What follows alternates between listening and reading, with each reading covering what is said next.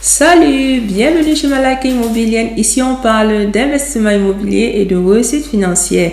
J'espère que vous portez très bien. Comme promis, la semaine passée, on va parler dans cette vidéo des deux parties du Hausgeld.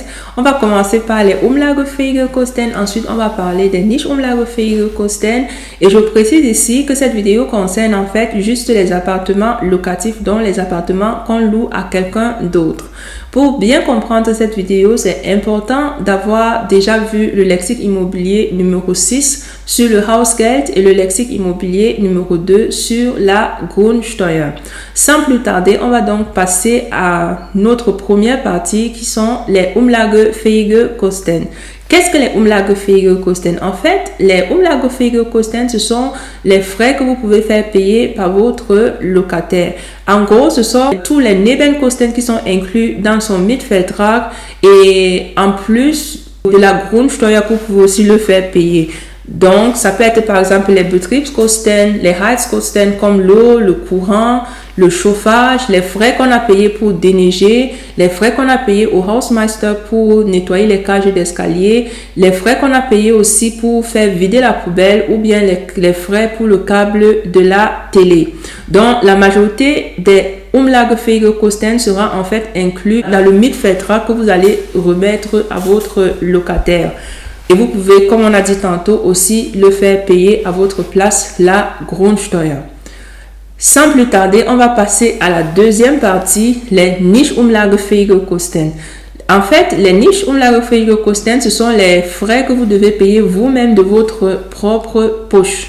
Qu'est-ce qui appartient aux Nicht Umlagefähige Kosten? C'est par exemple le Instandhaltungsrücklage. On a bien expliqué le Instandhaltungsrücklage dans la vidéo numéro 6 sur le Hausgeld.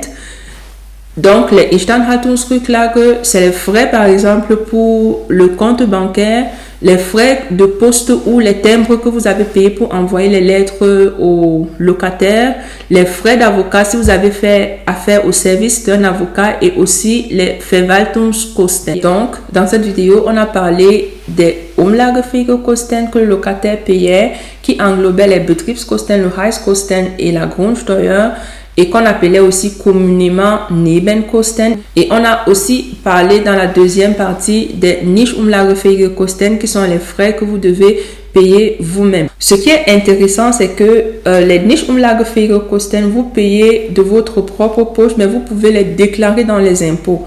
En fait, on peut déclarer presque tous les Nicht Umlagefähige Kosten dans les impôts, à part le Instandhaltungsrücklage.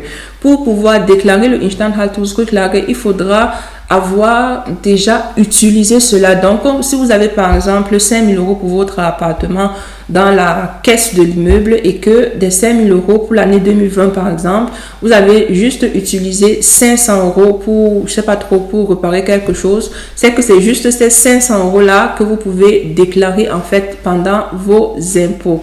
Merci de nous avoir suivis aujourd'hui comme d'habitude. Si notre contenu vous plaît, ne quittez pas la chaîne sans vous abonner, liker et cliquez sur la cloche de notification pour recevoir directement nos vidéos qui paraîtront toujours une fois par semaine. Merci et restez en santé. Bye bye.